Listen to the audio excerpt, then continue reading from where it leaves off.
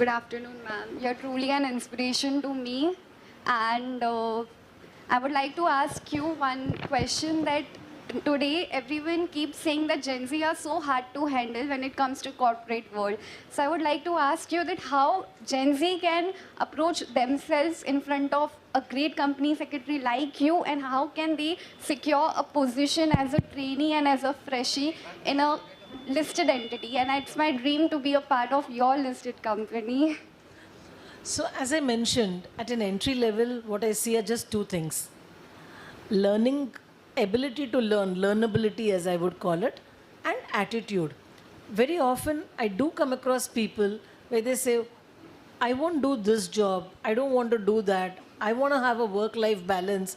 Of course, everyone wants a work life balance, and it's not that one should be working 24 hours. But if those are your ask initially, I'm also going to take a step back, because I'm not very sure as to what work life balance means to a Gen Z. Okay, I have a son who's a Gen Z, and when he tells me, Mummy, I won't do this, I respect him. So I would expect the same from a person who comes and tells me this. But if the person is willing to invest and tells me that, look, I'll go by what you're saying, that doesn't mean that I'm going to make the person work 24/7. And in terms of work, where a person says, I don't want to do this, I don't want to do that, I definitely don't take such a person. For the simple reason that, if you're choosing, you're basically saying, I want a mango which does not have a core. Because I like mangoes, somebody has to cut it and give it to me. Your learning then is going away.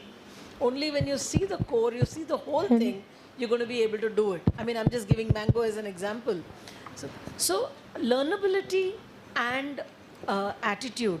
Now, that doesn't mean that if somebody comes and tells me I want to have a work-life balance, it doesn't mean that the person has an attitude. But those are some of the small things that one would initially see. Like, say, for example, it could be build-up of share capital, which I may have given. Okay, if person feels this can be done by a trainee, okay, there's a purpose. When you do this, you do learn something more. And which is the reason, you're asked to do it. And the moment you do it, you learn that there is a bit of learning in this. Like, say, for example, when it comes to proof checking, I have a team who does it. But once I would go through the whole thing so that I'm assured of an important document that everything is in place. Maybe I won't focus on comma and full stop, which my team would have done it. But at the same time, at least getting a general sense of whether everything is there or not is something I would like to know. Right?